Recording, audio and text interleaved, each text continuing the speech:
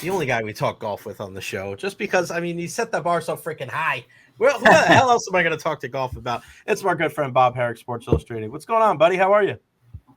Not too much, Jay. I just got back from Jacksonville and got the Valspar in town this week. So busy time. It's good. How was that tournament last weekend? It was pretty, like, the back and forth and the JT and what he was able to do, and then Rory, and it's just like, my goodness, man. There's just so many different storylines in like 3 or 4 days. Yeah, there was a lot going on. I mean, there usually is. It's it's the tour's flagship event. It's the next best thing to a major, iconic course. Not everybody likes it, but everybody knows it in golf. Why don't they like it, Bob? I don't know. I think, listen, when it first started way back in the day, it was very controversial. Right. Nobody built golf courses like that. But I think it's grown on people. It's been refined. It's been nurtured. And that closing 3 holes is just tremendous, 16, 17, and 18. And it's in great shape. And, it typically requires – it asks a lot of questions of their golf games. It doesn't really like suit anyone's style. Like Rory's a bomber, but it's not always about guys who hit it really far, because certainly JJ Spawn is not. And, over the years, you've had all different varying styles of player win. So I think that means it's kind of, it asks you to do everything. And that's not every golf course does that. Is that one of the best parts of your job, knowing that, like, sometimes you're going to get you look at the leaderboard and it's just like future Hall of Famer, major winner. And then you have a week like Spawn, right? Like, is that kind of the great kind of juxtaposition of your job? Like, what would you prefer? Do you have a preference? Would you rather, is that based on the tournament, right? Would you rather that, oh my gosh, here comes this guy out of nowhere nobody's ever heard of? Or do you like one of those old heavyweight fights where it's two guys that are multiple major winners? I have no problem with somebody coming out of nowhere. I think from a story standpoint, we prefer those guys to do it on a smaller stage and kind of, get some traction first. The perfect world would have been, you had Rory and Scotty Scheffler and Xander and Patrick Cantlay and Adam Scott, right. Like just a bonkers leaderboard. Mm-hmm. But that's unrealistic when you have 144 players, right? And really it's the best players on the PGA Tour and a lot of the ones from Europe who play on the PGA Tour, and even some who don't, because if you're in top 50 OWGR, you can play. So it's just bound to have outliers when you have a deep field like that. And that's what we saw. There was some other ones up there too, like this guy named Bud Cauley, who was up there, who's sort of been fighting for his career after a bad car accident a few years ago. And that's the thing, is now maybe those guys use that as a stepping stone to better stuff. Bob, we always touch on Tiger a little bit when you join us. Obviously, the injury. What do we know about? I know some people are like, "Oh my God, this injury is just like knocking him out. We're never going to see him. He's never going to walk again." Last time you and I talked, it was right after playing over the holidays with Charlie, and there seemed to be some optimism for him when it came to him being able to kind of move around the course a little bit. What does this injury mean for him as far as like the rest of this year? Is this like the ultimate setback? I know it's not his knee, it's not his back. What did you make of the news when you heard it, and what does this mean for Tiger's future? Yeah, I mean, I think my immediate reaction was, as well, there goes this year. Yeah. I mean, an Achilles issue is no joke for any athlete, certainly one who has to walk. Yeah. And he's already had walking issues on the right leg. Now he's going to have them on the left, although my sense is this is something he can fully recover from and be fine. Right. It's just that it's now more months of inactivity. And Tiger needs to work on his game if he's going to be out playing golf, and he keeps band-aiding it together to try to play. And I thought maybe after last year's back surgery, which was going to give him relief, the walking looked better at the PNC in December. I thought, okay, maybe now here's a fresh start for him. And then his mom passed away, which kept him from, he chose to not play the Genesis where he would have played. And we thought he might have played last week at the Players. So this was, before he got hurt. So he clearly wasn't ready to play at the Players. So, okay, now he's going to ramp it up for the Masters, which is 3 weeks away. It was sort of like another recipe for not a lot of good golf, I'm afraid. What Tiger really needs at this point is whenever he comes back, let's say he, he's not going to play in the majors this year, which seems fairly likely that he won't be back in the majors. Okay, so how about pick an event when you're fully ready to go? Pick an event or two in the fall. Like, this is so out of character for him, right? But do it. Play. He does. One of the tournaments is in Mexico, in Cabo, a course he designed. Go play it. Now, look, it's wide open. It's a birdie fest. It probably doesn't suit him. So what? Yeah. Go play. And then, so that's like in November. All right. And then in December, play the Hero, which is his tournament. Play the PNC. Maybe in January, find a spot. Now, Torrey Pines probably isn't suited for him these days. It's really hard. Play in Palm Springs. It doesn't matter actually, you know what? He's going to be 50 at the end of December. Go play a Champions Tour event in January. Ride a cart. Yeah. Just get competitive. And then do what you do, like play the Genesis in February, which in theory will be back in LA next year. And then try to play the Players or Arnold Palmer or even the Valspar where he's had success. Pick one of these 3 tournaments a month before the Masters and then do it. I mean, look, I get that he's not going to ever play 2 weeks in a row again, but you've got to try to play more than what he's been doing, And look, I'm not trying to say, if you can't do it, you can't do it. But if you can do it, then try, because even the great Tiger Woods is going to have a hard time being competitive against Scotty and Rory and Xander and these guys who play every week or they practice, they go home, they're playing all the time. And so I don't know. Again, he's right to do whatever he wants. He's earned it. I just hope that I still think at age 50, if everything were perfect, he could still be competitive. He's that good. I would love to see that. And yeah. I know you're not the only one, man. Just one more weekend where he just puts it all together and he's in contention and he's battling at the end, because we're never going to see anything like that, Bob, right? Like, we'll never see anything like that again. Well, you never say no. Well, I'm not saying from him. I'm just talking about Tiger as a whole. Like, we're never going to see the Tiger Woods phenomenon again. Not in our lifetime. If we did, if the day that happens, I'm going to text you and I'll say, I'm going to buy you a bottle of wine or something, because it's just, I don't know if we're ever going to see a guy impact the game like that. And I think we get caught up a little bit sometimes. Like, just give me one more of those, I mean, it's kind of, it's been the battle the tour's been fighting. Like, they keep trying to find somebody like that. He's probably just not there. Yeah. It's just a lot to ask. Tiger was transcendent, and there's so many aspects to him that are just so different than anything that had come along and that we've seen since. And we do keep hanging on. I do kind of hope for a lightning in a bottle moment, or even just a great weekend of glory, even if he doesn't win. Right. I think that would be great. But I mean, the idea that he's going to be replaced, that's foolish, I think. And people trying to do that, the best thing they can do is just have really, really good competition, and some of these younger guys that are coming up, or even some of the ones that are around, they probably need to engage a little bit more. We just had an issue last week. It's really surprising at this point in time, given where we are in golf. There's a lot of negativity toward it. And this thing with Colin Morikawa, where, look, I think he's a great guy. He's always been good to the media.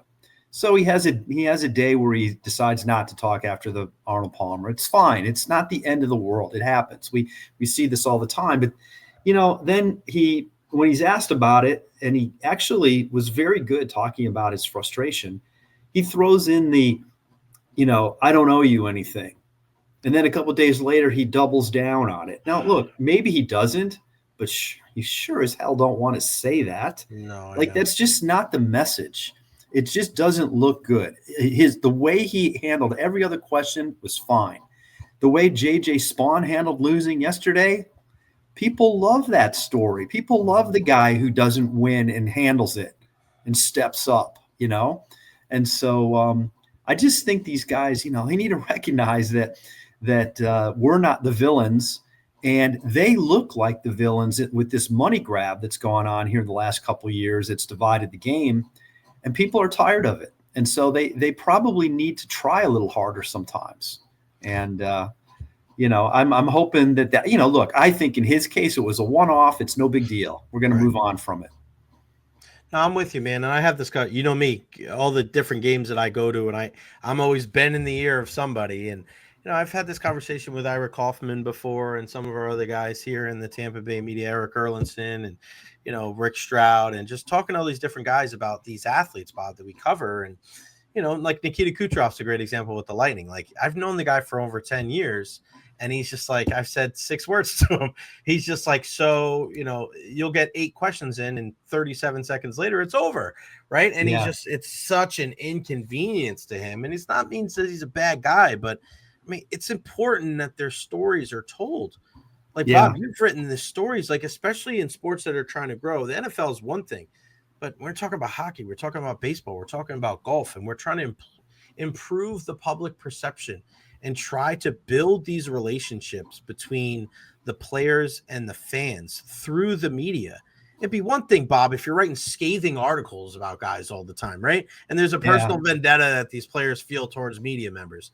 There's always going to be that, right? There's always going to be people sniping at media, and we get that, right? But the majority of people are not like that. We're very conscientious of making sure that we're not going over the top and offending and being overly personal and invasive. Like, we understand that we have to, meet the guy halfway. And then when you get situations like that, you're right. Like, Colin Morikawa looks like the bad guy. I mean, look, I think, I think he was reacting to a small group that criticized him and not looking at the bigger picture. I was there on the Sunday at Bay Hill when he decided not to talk. I wasn't right there. He was asked by a media official. He declined. Okay. I mean, what am I going to do? Like, stomp up and down, start crying, run after him and berate him? No, like we kind of just respected his right to say no, not happy about it. Wrote it in my story, didn't criticize him for it, just said he declined to speak afterward, and pointed out that he's been frustrated over not closing the deal here over the last year. He's a great player. He's still ranked 4th in the world. It's amazing, right? He hasn't won in more than a year, but he's been very consistent. He had 2 top 4s at majors last year. Yeah, he's frustrated. He had a chance to win. He didn't. We get it. 2 days later, he did talk, and he explained it all beautifully. Then you throw in that comment. Right. Then the guys on TV ripped him. Look, no offense to them, but they weren't there. They weren't the ones who got stiffed. But they pointed out that that's probably a bad look, and that's what the players see and hear. And so then on Friday, he decided to double down on it. Colin did. And I just think that's bad advice. We were going to move on from this. He's going to get plenty of good press from us. To your point about Kucherov, I find that very interesting. I mean, the guys with the language issue, I think, have a bit of an out that there's probably an uncomfortableness there. We see it in golf with a guy like Hideki Matsuyama. Right. You really can't get to the bottom of him because he doesn't want to do interviews in English. He can probably understand a good bit, but who am I to tell him, right?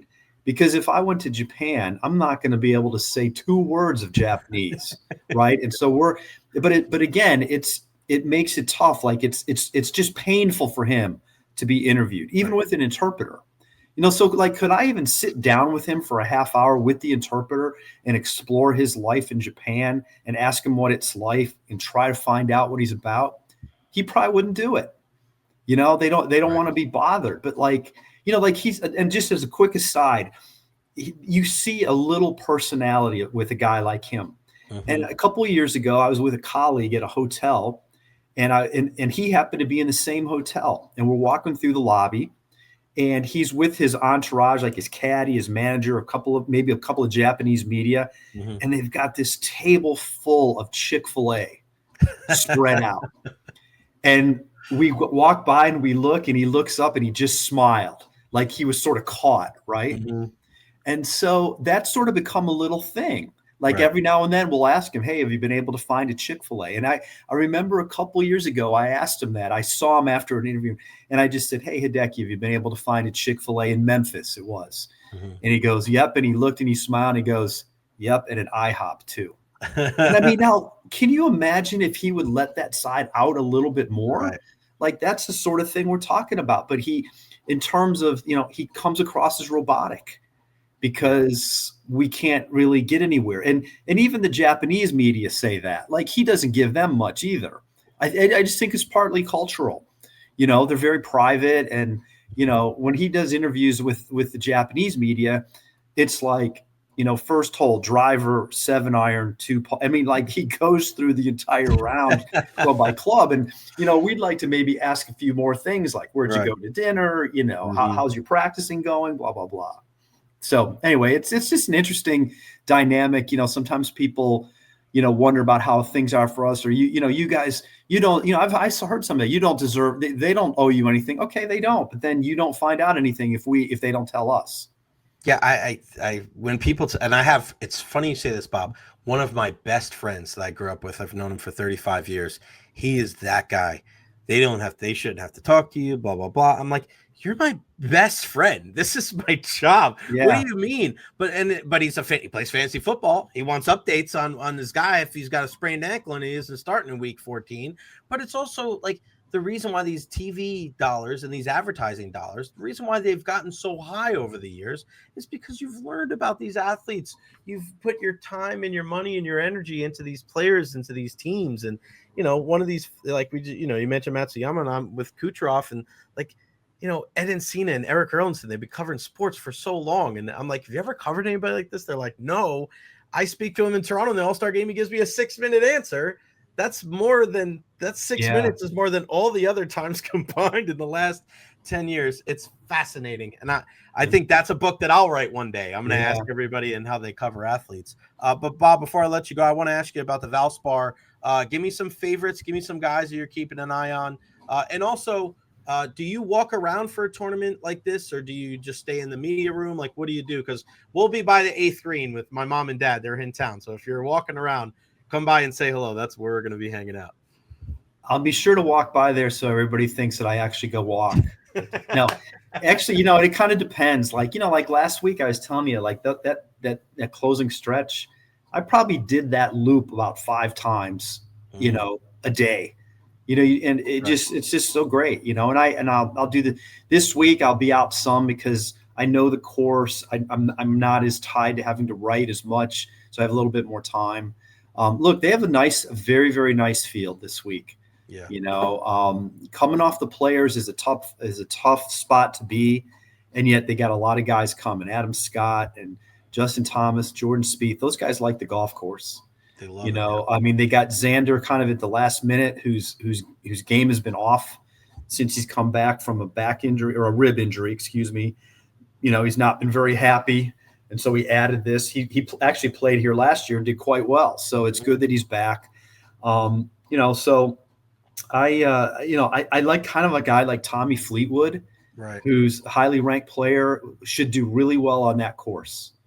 Ball striker. This is, when you ask about courses and this is one that doesn't require you to bomb it. You do not have to be a 330-yard drives on every hole. It's way more about, there's for the long hitters, there's probably only maybe 4 or 5 holes where they're going to hit a driver. You need to be in play. The greens are difficult. There's a good bit of amount of rough. There's undulation, unlike Florida, other places in Florida. So there's a reason that they get these guys. They like it. And so it looks like we're going to have a nice weather week. Yeah, which is great. And I parred actually the 8th hole because I played it for the first time a couple of weeks ago, which was great. I also had a couple balls in the rough, and I think they're probably still there because that course is crazy. Bob, before I let you go, let us know about the books, what you got coming up next, where everybody can find you. Of course, we know you're with SI, and following you all times on social media as well at Bob Harig. Yeah, I've got 2 books out there. One of them's a few years old now, still relevant though. Tiger and Phil. Hell yeah. And the last one that came out last year was Drive: The Lasting Legacy of Tiger Woods. And they, believe it or not, they just mailed me. For some reason, it was translated into German. Whoa! So they just mailed me the book. It came out in Germany. So it's kind of wild to see, like, you page through it and, oh, I wrote all that stuff, but I have no idea what the hell it says. And it probably reads better. Maybe it reads better. And I'm working on another one right now. It's about Tiger and Jack, and that's going to come out next year. All right. So I know we spoke a little bit about, I didn't want to get it too far ahead of myself, but we spoke a little bit about that at Media Day. So that's going to be next year then. Yeah, it's going to, God willing, it'll come out in time for the Masters next year, which is the 40th anniversary of Jack's 86 Masters, his 18th major. Tiger will have just turned 50. It seemed like a good time to sort of, we don't have a title yet, but it's sort of like, the great debate, celebrating their careers. Why did we do that? Why are the majors important? Who else is in there? Bobby Jones, Walter Hagen. These 2 are probably the top 2, but is there anybody else? I mean, that's sort of what it is. Comparing and contrasting, highlighting their best tournaments, that kind of stuff. So I'm in the throes of it now. I love it, man. Well, I've got both of your other books, and I've read both of them, and you just absolutely crushed them. I don't have them because I sent them to my dad because he wants to read them too, and he loves them. So hopefully you guys get to meet this week at the Valspar. Everybody, ValsparChampionship.com. Go get your tickets today. The great Bob Harig, Sports Illustrated, at Bob Harig. He is the man. Go get his books. I ordered them both on Amazon. You can do the same thing too. And if you read German, you can order it in German as well. Bob, I appreciate you, brother. I'll see you later this week. Thanks, man. Thanks, Jay. Be well. All right, buddy. Appreciate it.